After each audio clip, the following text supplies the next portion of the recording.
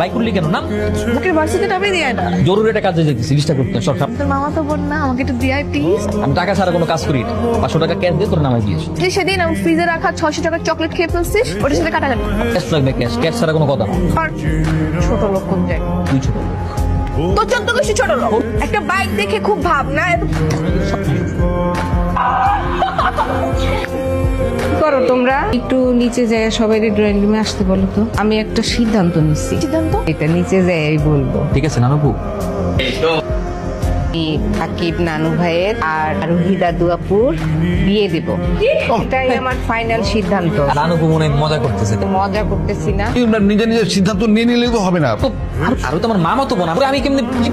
যেই সিদ্ধান্ত না মানবে সে সেই বাড়ি ছেড়ে চলে যেতে পারে। দিয়েছি আমি হৃদয়ের কথা